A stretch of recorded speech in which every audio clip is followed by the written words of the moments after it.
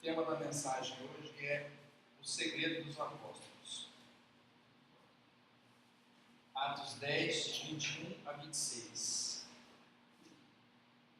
Pode encontrar aí no livro de Atos? Vamos ler então a palavra de Deus que diz assim. Então Pedro desceu e disse aos homens: Eu sou a pessoa que vocês estão procurando. Por que vieram aqui? E eles responderam: Nós fomos mandados pelo comandante Cornélio. Ele é um homem bom, teme a Deus e é muito respeitado por todos os judeus. Um anjo de Deus mandou que ele pedisse a você que fosse até a casa dele para que ele ouvisse o que você vai dizer. Então Pedro convidou os homens para entrarem e os hospedou ali naquela noite. E no dia seguinte Pedro se aprontou e foi com eles. E alguns irmãos que moravam em Jope também foram. No outro dia chegaram à cidade de Cesareia. Cornélio e os parentes e amigos mais íntimos que ele tinha convidado já estavam esperando Pedro. Quando Pedro ia entrando, Cornélio veio ao seu encontro, ajoelhou-se e curvou a cabeça diante dele, mas Pedro fez com que ele se levantasse e disse: Fique de pé, pois eu sou apenas um homem como você. Amém. Só até aí. Pode sentar. Hoje somos gratos a Deus por mais um sábado, por estarmos na casa de Deus. E hoje vamos meditar um trecho nessa leitura da semana, que foi Atos 10 a 15. E nós estivemos lendo a palavra de Deus nessa semana. E tem dois trechos dessa leitura que vão servir de base para a nossa mensagem. Um é Atos 10, que nós já lemos aí, 21 a 26, e lá no 25 e 26, Pedro fala para Cornélio: olha, não precisa se curvar não se ajoelha não, levanta, porque eu sou um homem como você. Também sou um homem como você. E aí, essa passagem mostra assim, uma grande humildade da parte de Pedro, né, que não se deixou empolgar pela postura ali do centurião romano, né? Vocês se lembram que os judeus estavam subjugados pelos romanos, os romanos é que mandavam, os romanos é que tinham autoridade, e ver uma autoridade romana se curvando diante do judeu era um negócio fantástico, né? Uma coisa fora do comum. Pedro podia ter ficado todo cheio de si. Ó, viu como eu tô mandando, né? Tô causando aqui, como diz a turma agora, na internet aí. E aí, não, ele falou: olha, Cornélio, pode levantar aí que eu sou um homem como você. E uma história semelhante, também nesse trecho aí que nós lemos, então essa é Atos 10, Pedro e Cornélio. E uma outra, que vocês vão gostar muito de ler Atos, né? Quem está lendo aí, eu tenho certeza que você lendo com atenção, você vai se divertir muito em Atos, porque tem muitas situações assim inusitadas, né? Como essa agora de Atos 14, que a gente vai dar uma olhada, coisas assim incríveis que aconteceram com os apóstolos. Isso aí é a história da igreja. A gente lê o que aconteceu no início da igreja, no primeiro século da igreja, é o que está registrado em Atos. E aí, Atos 14, a partir do 8, ele conta a seguinte história. Na cidade de Listra havia um homem que estava sempre sentado porque era aleijado nos pés. Ele havia nascido aleijado e nunca tinha andado. Esse homem ouviu as palavras de Paulo. Paulo viu que ele cria que podia ser curado, então olhou firmemente para ele e disse em voz alta: levante-se e fique de pé. O homem pulou de pé e começou a andar. Quando o povo viu o que Paulo havia feito, começou a gritar na sua própria língua: os deuses tomaram forma de homens e desceram até nós. Eles deram o nome de Júpiter a Barnabé e de Mercúrio a Paulo, porque era Paulo quem falava. E o templo de Júpiter ficava na entrada da cidade. O sacerdote desse deus trouxe bois, coroa de flores para o portão da cidade. Ele e o povo queriam matar os animais numa cerimônia religiosa e oferecê-los em sacrifício a Barnabé e a Paulo. Quando os dois apóstolos souberam disso, rasgaram suas roupas, correram por meio da multidão e gritaram: amigos, por que vocês estão fazendo isso? Nós somos apenas seres humanos como vocês, estamos aqui anunciando o evangelho a vocês para que abandonem essas coisas que não servem para nada. Convertam-se ao Deus vivo que fez o céu, a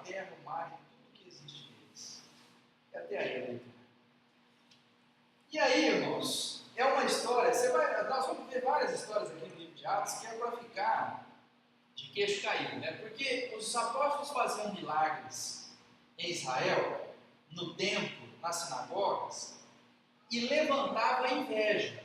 Os judeus falavam: o que esses caras estão pensando? Quem é que eles não estudaram, não são rabinos, não são gente da elite religiosa nossa, e estão aí fazendo milagre, o povo está indo atrás deles, né? Que história é essa? E eles ficavam então com ciúme, eles se enciumavam dos apóstolos, dos milagres que eram feitos. Tudo bem, essa era a experiência que eles tinham. Mas aí eles começaram a pregar para os gentios, para os povos em volta. E Paulo saiu com Barnabé e foi fazer essa primeira viagem missionária e chegou numa cidade chamada Listra. Ele fez um milagre. Chegou lá, tinha um paralítico, Jesus tinha curado um paralítico, Pedro tinha curado um paralítico. Ele sabia dessa possibilidade de que Deus podia fazer esse milagre. Então ele pegou na mão do homem e falou: levanta e anda. Como Pedro fez no templo, também levantou o paralítico, como Jesus também tinha feito em outras ocasiões. E o homem sarou. Só que ali não era Israel. Se fosse Israel, os judeus: o que vocês estão pensando? Hoje é sábado, o que está fazendo milagre de sábado? Ia ter outras discussões. Não, aqui era no exterior, eles não tinham essa noção do que era fazer um milagre fora de Israel. Fizeram milagre, os homens: os deuses chegaram aqui na nossa cidade. Que deuses? Os deuses que eles adoravam. Aqui, chegou aqui, nossa, é o Júpiter e o Mercúrio. Chegaram. Aqui, você não vê esse rapaz era paralítico, todo mundo sabe que ele tinha problema, todo mundo sabe que ele fica aqui pedindo esmola, e eles chegaram aqui, levantou ele. Quem que pode ser? Só pode ser os deuses, né? É Júpiter e Mercúrio. Chegaram aqui. E o templo tinha lá o sacerdote que sacrificava, que fazia os rituais. Lá no templo de Júpiter, ele falou: mas é agora. Chegou o Deus nosso aqui. Opa! Vamos matar os touros, vamos fazer sacrifício, vamos cultuar. O Deus chegou.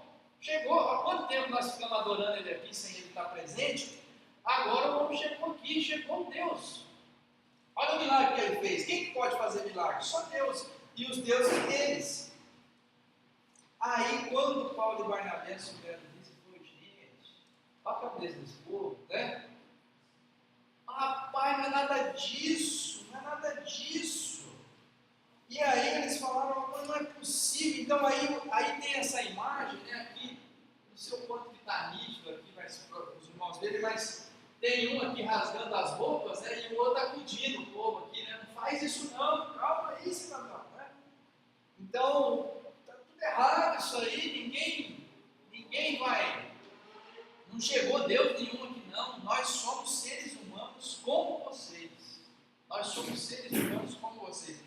E do jeito que tem essa aqui, irmão, vocês prestem atenção nas histórias de agora de Atos 16 a 20 também, que você vai ver um monte de história que você fala: rapaz, como é que pode isso? E o livro de Atos é isso, é a experiência da igreja, como que foi esse negócio de sair de Israel e pregar para fora, para os gentios, convencer povos pagãos, idólatras, e levando a salvação para esse povo, e as discussões que isso gerou no meio dos próprios apóstolos, lá onde eles estavam. É isso, o livro de Atos é a história da igreja. E nessa história aqui, o que aconteceu foi que Paulo disse exatamente o mesmo que Pedro falou lá atrás. Pedro falou para Cornélio: olha, pode ficar de pé que eu sou um homem como você. E aqui, Paulo fala: não, gente, para com esse negócio de sacrifício aí, que nós somos seres humanos como vocês, aqui ninguém é Deus, não. Nós somos seres humanos. O que nós viemos fazer aqui foi explicar para vocês que vocês precisam se converter ao Deus que criou todas as coisas. E que isso que vocês estão fazendo aí não vale nada. O que vocês estão fazendo, esses deuses, não servem para nada, fala o versículo 15. Vocês têm que se converter ao Deus vivo que fez o céu, a terra, o mar, tudo que existe neles. É isso que vocês têm que aceitar. O único Deus verdadeiro, que não tem tempo, que não tem forma, que não tem imagens dedicadas a Ele. Era essa a mensagem que eles foram levar aqui. Começaram a falar.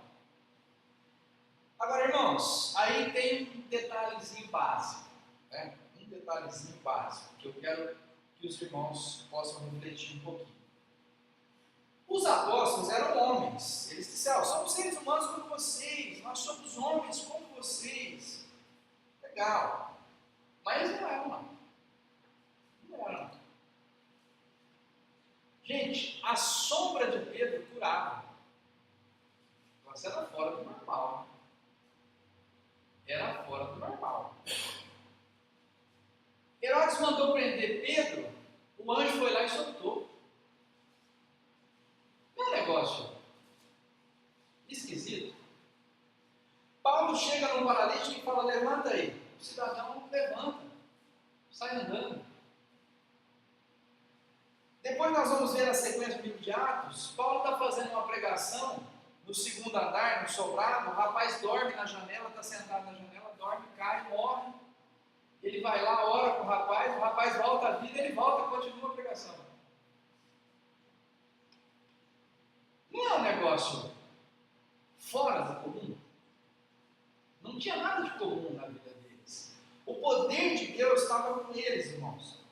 Algumas ocasiões, os apóstolos sofreram resistência, tinha um mágico, um ilusionista lá, alguém que fazia artes mágicas, e começou a complicar a vida dos apóstolos. Ele falou: você vai ficar cego um tempo aí, para você aprender a não incomodar, não atrapalhar a palavra de Deus. O homem ficou cego, um bom tempo, foi um desespero. Tinha uma adivinha, veio andando atrás do apóstolo: olha, esses aqui são filhos de Deus Altíssimo. Eu falei: tá bom, é isso mesmo, né? Mas ela começou a falar demais. Ele falou: sai dela, espírito imundo. A moça fazia um monte de adivinhações e acabou. Dava lucro para os donos dela lá, que agenciavam o serviço dela. Irmãos, de comum não tinha nada. Agora, com esse poder na mão, irmãos, com essa força de Deus na mão deles, como é que eles não viraram assim um bando de gente?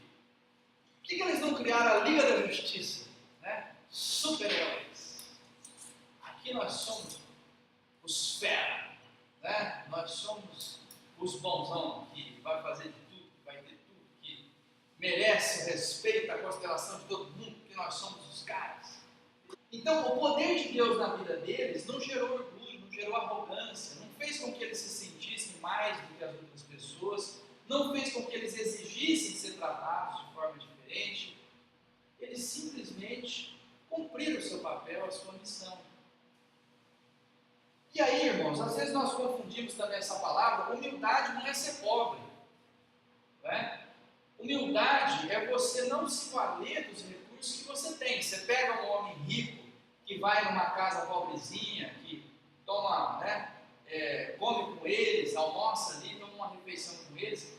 Então você fala: puxa, esse homem é humilde, né? Porque ele podia ir no melhor restaurante, ele podia dormir num hotel, mas ele foi lá na casa de uma pessoa simples, entendeu? Então ele tinha os recursos e não usou. Ser humilde não é ser pobre. Ser humilde tem que ser pobre. Não. Uma coisa é diferente de outra. A pobreza é outra condição. A humildade é você ter os recursos e não se valer deles. Então isso que aconteceu com os apóstolos. Eles foram humildes, eles tinham o poder de Deus na mão, mas não usavam isso para se colocar acima dos outros que não tinham esse poder. Irmãos, tem um negócio assim fantástico na Bíblia que a gente precisa entender.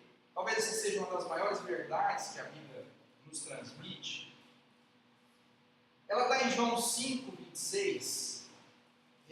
Se você pegar o Evangelho de João, no capítulo 5, no verso 26, você vai ler um versículo. Ele é despretensioso, parece que ele fala uma coisa assim, meio que de passagem, sem muito alarde. João 5, 26 diz assim, palavras de Jesus: assim como o Pai é a fonte da vida, assim também fez o Filho ser a fonte da vida.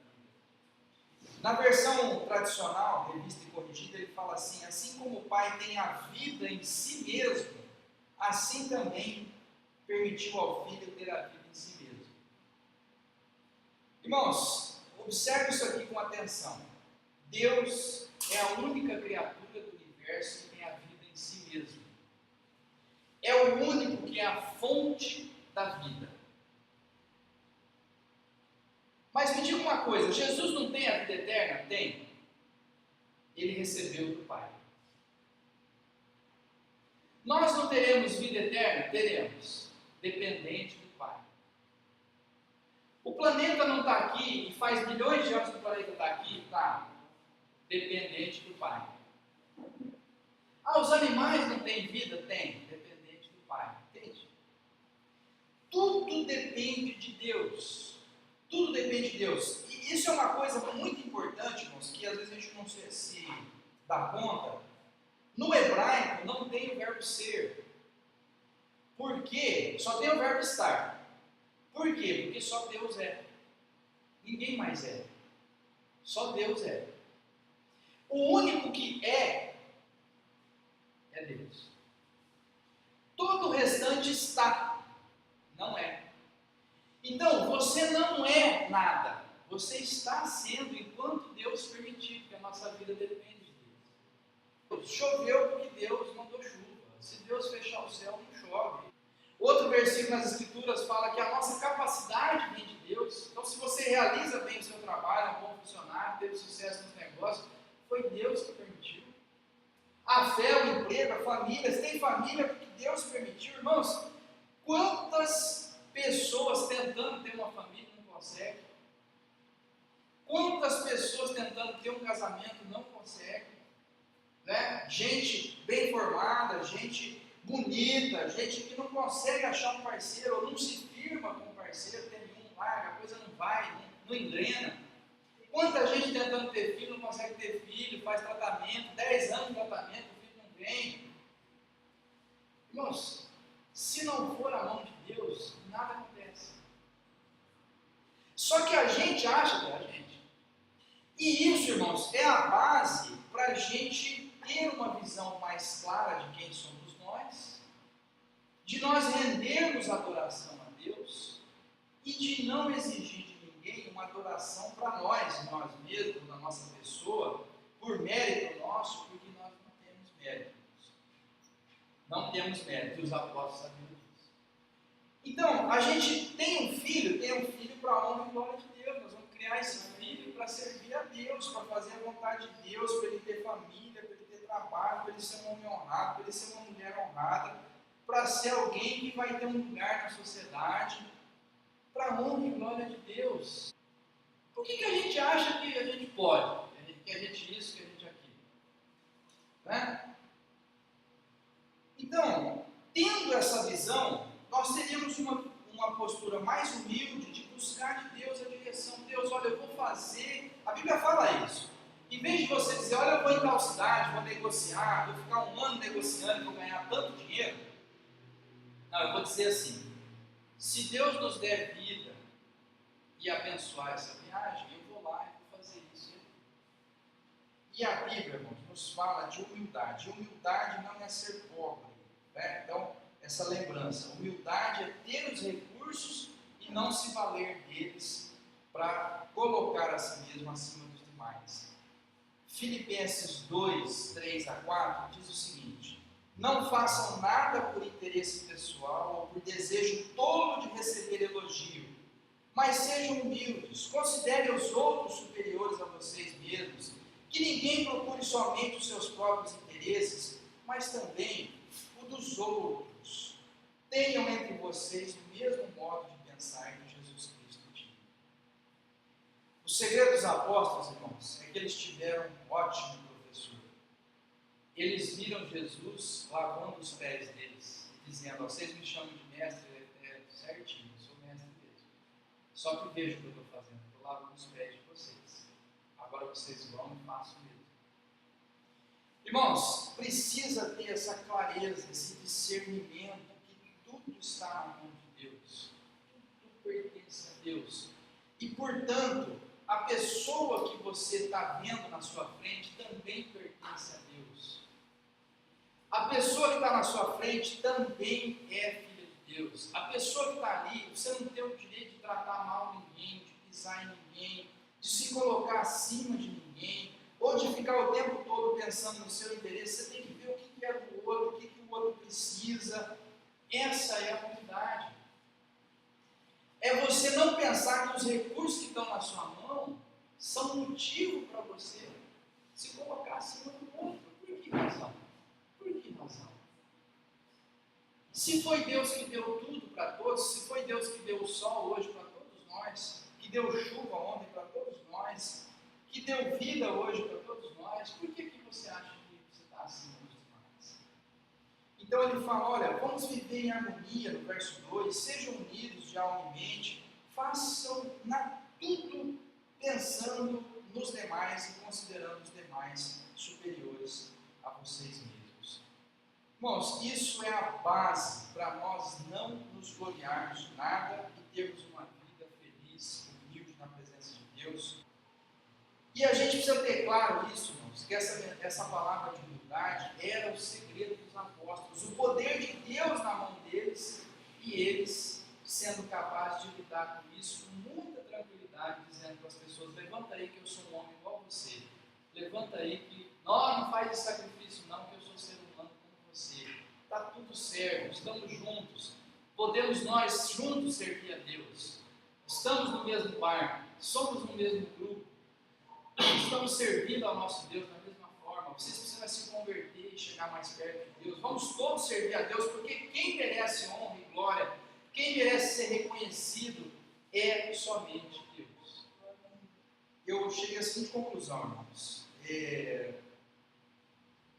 Nesse momento, a única coisa que eu estou fazendo em termos de evangelismo é orar. Só. Porque virão pessoas, irmãos, aquelas que Deus trouxer. Não somos nós. Não é a nossa capacidade, não é a nossa força de pregação, não é porque a gente tem um programa de rádio, de TV. A palavra de Deus diz que é o Espírito Santo que convence as pessoas do pecado. Virão aqueles que Deus trouxer. Não é, irmãos, o nosso braço, não é a nossa capacidade. E aí a gente fica assim, aí nós vamos trabalhar, eu vou fazer um negócio, uma palestra, um evento. Irmãos, a primeira coisa é a oração. Vamos orar, vamos pedir que Deus abençoe. Se Deus não der, se Deus não abençoar, nada vai. Não vai a lugar nenhum. Eu tenho um projeto, eu tenho um negócio, estou buscando emprego. Se Deus não abençoar, não vai abrir porta de emprego. É a mão de Deus que dá o emprego. Primeiro vamos orar, vamos pedir a Deus o meu currículo aqui, porque se Deus não abençoar, não abrir uma porta, não vai ter emprego. Vou fazer um negócio, se Deus não abençoar, vamos abrir a cooperativa, vamos fazer o trabalho. Se Deus não abrir portas, não abençoar, não vai. Você pode criar um filho, alimentar, dar uma madeira 3 vezes por dia, trocar a fralda, fazer uma porção de coisas, mas você não pode dar saúde para o filho, você não pode permitir que ele tenha boas amizades, você não pode escolher a esposa que ele vai ter, o marido que ele vai ter. E nós temos orado aí também para Deus abençoar a esposa do Neto, a esposa do João Vitor, né? Talvez do João Pedro, porque isso é uma coisa que não podemos controlar. Talvez nem eles, é só a mão de Deus para trazer uma esposa prudente, para trazer um marido prudente para a nossa filha. São coisas que nós temos que colocar na mão de Deus. E tem gente orgulhosa, que o meu carro, meu filho, minha casa, minhas coisas. Não tem isso, irmãos. A gente não pode controlar nada. De repente, aquilo que você tem não está mais na tua mão.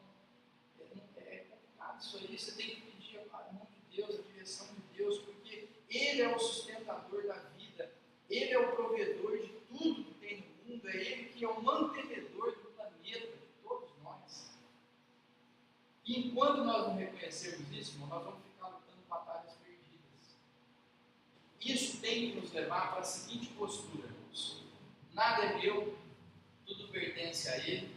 Eu não sou nada, Ele é tudo e todos.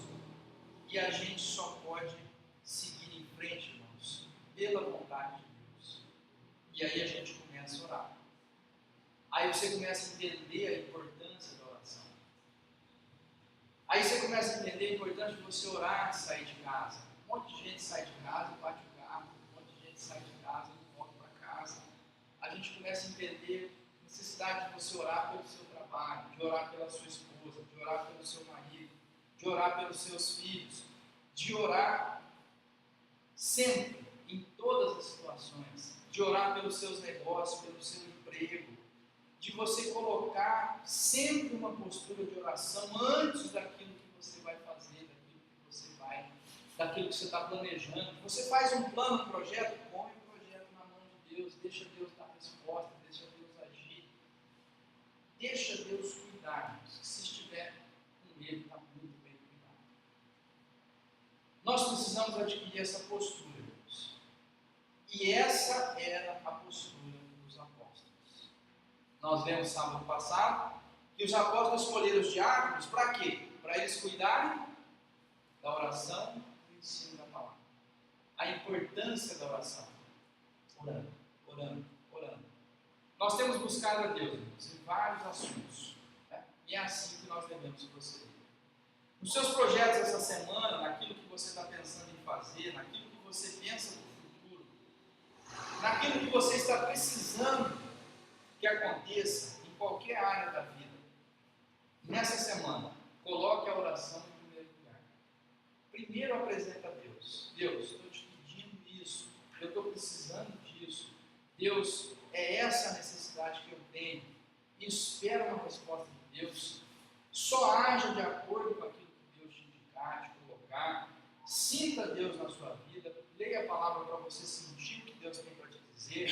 Mas saiba que tudo depende de Deus, que nós não somos nada e que com Ele nós temos vitória, temos condição de alcançar aquilo que o nosso coração almeja.